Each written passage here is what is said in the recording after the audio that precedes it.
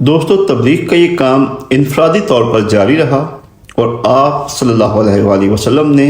لوگوں کو انفرادی طور پر اسلام کی تعلیمات سے آگاہ کیا۔ اس ابتدائی اور انفرادی تعلیم کے آغاز کے ساتھ آپ صلی اللہ علیہ وآلہ وسلم پر سورہ مدثر کی ابتدائی آیات نازل ہوئیں اور اس کے بعد وہی ایک تسلسل سے نازل ہوتی رہی، جس میں ایک پرسکون اور ایک رقت آمیز فضا کو جنم دیا اور صحابہ کرام رضی اللہ تعالیٰ عنہ کو تزکیہ نفس کے لیے بہت زیادہ ہدایت اور روشنی کا سبب بنا۔ ان تمام وحی میں اور ان تمام آیات میں جو ابتدائی طور پر نازل ہوئی، نبی کریم صلی اللہ علیہ وآلہ وسلم نے بڑی تفصیل اور مفصل طریقے کے ساتھ صحابہ کرام کو اسلام کی تعلیمات سے آگاہ کیا۔ اس پس پردہ اسلام پھیلانے کا سلسلہ جاری تھا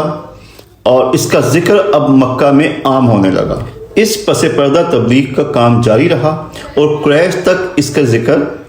پہنچتا رہا، مگر قریش نے شروع میں اس کو اہمیت نہ دی۔ مگر 3 سال کے عرصے میں اہل ایمان کی ایک جماعت تیار ہو گئی اور پھر سورہ شعراء کی آیات نازل ہوئیں، جس میں آپ صلی اللہ علیہ وسلم کو حکم دیا گیا کہ اب آپ کھل کر اسلام کی تبلیغ کریں اور اعلان کریں نبوت کا۔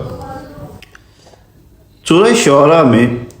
جب آپ صلی اللہ علیہ وآلہ وسلم کو کھلم کھلا دعوت کا اعلان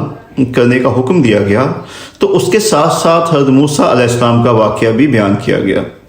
جو کہ در حقیقت مسلمانوں کی ایک ذہن سازی اور ان کی مائنڈ میکنگ کی جانب ایک اہم قدم تھا، تاکہ لوگ ان حالات سے آگاہ رہیں کہ جس طرح سے تکذیب اور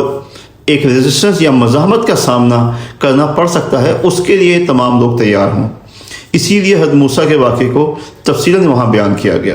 دعوت تبلیغ کے لیے آپ نے سب سے پہلے اپنے قریبی رشتہ داروں کو جمع کیا تو ان تک تبلیغ کا یہ پیغام اور حق کا پیغام پہنچایا۔ اس پر آپ کو مزاحمت تو نہیں مگر کچھ سخت الفاظ کا سامنا کرنا پڑا، جس کی وجہ سے آپ کچھ عرصے کے لیے خاموش ہو گئے۔ اس کے بعد آپ نے دوبارہ تمام لوگوں کو باقاعدہ کوہ صفا کی پہاڑی پر چڑھ کر آوازیں دیں اور بلایا۔ یہ ایک عرب کا طریقہ کار ہوا کرتا تھا کہ جب کسی کو کوئی اپنی بات پہنچانی ہوتی تھی تو وہ کسی بلند مقام یا کسی پہاڑی پر چڑھ جاتا اور وہاں جا کے لوگوں کو پکارتا۔ اسی طرح آپ صلی اللہ علیہ وآلہ وسلم کوہ صفا پر چڑھ گئے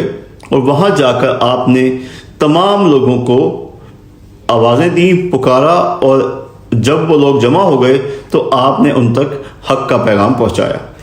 اب آپ نے حق کا واشگاف اعلان کر دیا، اپنے پرائے ہو گئے۔ وہ جو آپ صلی اللہ علیہ وآلہ وسلم کے ساتھی تھے وہ آپ کے دشمن ہو گئے، وہ لوگ جو نے اسلام قبول نہیں کیا تھا۔ آپ صلی اللہ علیہ وسلم کو حکم ملا کہ اسے کھول کر بیان کر دیجئے اور مشرکین سے رخ پھیر لیجئے، تو آپ صلی اللہ علیہ وآلہ وسلم نے باقاعدہ شرک کے خرافات کا پردہ چاک کرنا شروع کیا اور بتوں کی حقیقت اور قدر و قیمت کو واشگاف الفاظ میں بیان کرنا شروع کیا۔ اس سے آپ کو ایک شدید مزاحمت کا سامنا کرنا پڑا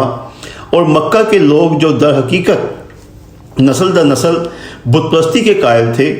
وہ آپ کے خلاف ہو گئے اور آپ کے اس اچانک اٹھنے والے انقلاب کو برداشت نہ کر سکے اور اس کی جڑیں کاٹنے کی کوشش کرنے لگے۔